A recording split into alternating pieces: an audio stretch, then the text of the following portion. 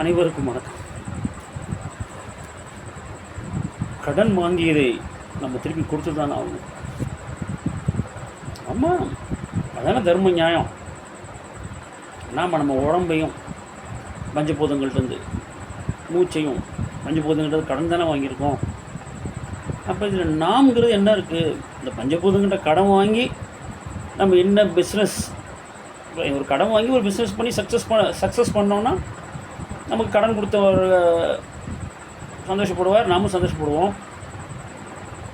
அதான உண்மை. ஏதோ ஒரு உருப்படியாக பண்ணோம்னா அதே மாதிரி தான் பஞ்சபூதம் அந்த உடம்பை நமக்கு கடன் கொடுத்துருக்கு. அதில் நம்ம உருப்படியாக பண்ணி அந்த பஞ்சபூதங்களால் படைக்கப்பட்ட மற்றவர்களுக்கு நல்லது பண்ணி அவர்களை அன்பாய் அழகாய் வன்முறையின்றி அகிம்சை வழியில் நடத்தி பஞ்சபூதங்களையும் தொந்தரவு பண்ணாமல் பஞ்சபூதங்களால் படைக்கப்பட்ட இந்த உயிர்களையும் தொந்தரவு பண்ணாமல் ஓரளவுக்கு வாழ்ந்துட்டு போனால் நல்லா தானே இருக்கும். பஞ்சபூதங்கள்கிட்ட கடனாக வாங்கிய புலன்களை வைத்துக்கொண்டு நாம் இவ்வளோ ஆட்டம் ஆடுறோம். அந்த புலன்களை திருப்பி அதட்டி நம்ம ஒப்படைக்கிறப்ப அதுக்கு பேர் தான் மரணம். அதனால் கண்டிப்பாக நம்ம இந்த உடலை கடன் வாங்கிய கடனை இந்த பஞ்சபூதங்களை நாம் அதுக்கிட்ட ஹேண்ட் ஓவர் பண்ணாமல் இருந்தால் கூட தானாகவே அதை எடுத்துக்கும், வந்து நம்மள்கிட்ட வந்து பிடிங்கிட்டு போயிடும். அப்படி இருக்கிறப்ப இந்த உண்மையை உணராமல் நம்ம எல்லோரும் வேறு ஏதோ எண்ணிக்கொண்டு இந்த உண்மையை உணர்ந்து செயல்படாமல் இருக்க என்றைக்குமே சொன்னதே கிடையாது, சொல்லவும் மாட்டேன். செயல்படுவோம், நாமும் சந்தோஷமாக வாழ்ந்து நம்ம செய்கிற வேலையை சந்தோஷமாக செஞ்சு சந்தோஷமாக வாழ்கிறவங்களை தொந்தரவு பண்ணாமல் சந்தோஷமாக சில செயல்களை சில பேர் செய்கிறாங்களே அவங்களையும் கஷ்டப்படுத்தாமல் இந்த சமுதாயத்தையே சந்தோஷமாக வச்சுருந்தா என்ன? மனிதம் தான் இந்த உலகத்தில் வந்து முதல் ரிலிஜனாக இருக்கணும். மனிதம், அதுக்கப்புறம் தான் மற்ற ரிலிஜன் சமயம். மனிதன் தான் முதல் சமயமாக எல்லாருக்கும் இருக்கணும். மனிதனுக்காக இந்த மனிதத்துக்காக படைக்கப்பட்டது தான் சமயம், ரிலிஜன். அதனால் ரிலிஜனுங்கிற பெயரை வச்சுக்கிட்டு எந்த மனிதர்களையும் மனிதத்தையும் அழிக்காதீர்கள். அவங்கள அசிங்கப்படுத்தாதீங்க, கேவலப்படுத்தாதீங்க, கஷ்டப்படுத்தாதீங்க, கொடுமைப்படுத்தாதீங்க. அது ரொம்ப தப்பு. இறைவன் படைத்த ஒரே ஒரு மதம்னா அது மனிதம். இதுதான் கடவுள் படைத்த ஒரே ஒரு ரிலிஜன் எதுனா ஹியூமனிட்டி, அவ்வளோதான். மற்ற எல்லா ரிலிஜனும் மனுஷன் தான் படைச்சிக்கிட்டான். அதனால் உலகத்தில் எத்தனையோ தொழில்கள் இருக்குது. ஒவ்வொரு குடும்பத் தலைவர்களும் ஒரு தொழிலை பண்ணுறாங்க, ஒரு செயலை செய்கிறாங்க.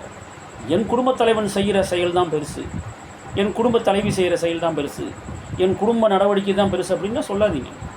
ஒவ்வொரு குடும்பமும் பெருசு, ஒவ்வொரு குடும்பம் செய்கிற செயல்களும் பெருசு, ஒவ்வொரு குடும்பம் செய்கிற தொழில்களும் பெருசு, அவங்க பழக்க வழக்கங்களும் பெருசு. அப்படி தான் சமயம் இருக்கணும், அப்படி தான் ரிலிஜன் இருக்கணும்.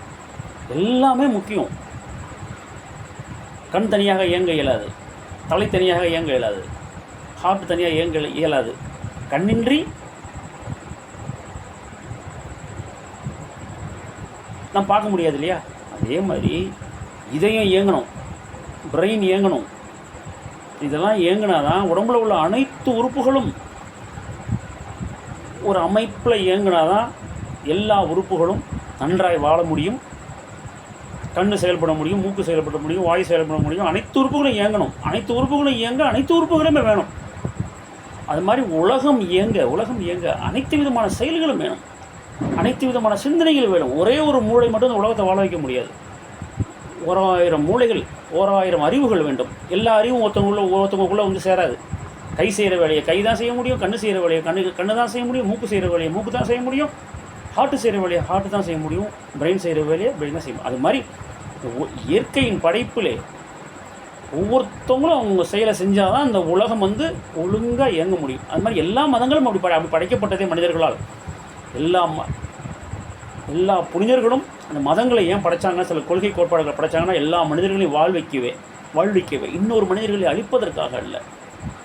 ஆனால் இன்றைக்கி என்ன நடக்குது? என் மதம் பெருசு, உன் மதம் பெருசு அப்படின்னு ஒரு மதத்தார் பிற மதத்தாரை இழிவாக பேசாதீங்க. ஒரு குடும்பம் இன்னொரு குடும்பத்தை கேவலமாக பேசக்கூடாது, அந்த குடும்பத்தையும் மதிக்கணும்.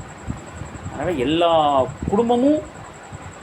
குடும்பத்தையும் மதிக்கணும், எல்லா சமயங்களையும் மதிக்கணும். என் துறை தான் பெருசு, என் அறிவு தான் பெருசு, என் நாடு தான் பெருசு, என் கண்ணு தான் பெருசு, என் மூக்கு தான் பெருசு, என் வாய் தான் பெருசு, என் இதயம் தான் பெருசு, என் மூளை தான் பெருசு அப்படின்னா யாரும் சொல்லாதீங்க. எல்லாருக்கும் அவரவர் உறுப்பு அவரவருக்கு பெருசு, அவரவர் அறிவு அவரவருக்கு பெருசு, அவரவர் வாழ்வு அவரவருக்கு பெருசு, அவரவர் சிந்தனை அவரவருக்கு பெருசு. அதனால் உங்கள் சிந்தனையும் பெரிது தான்.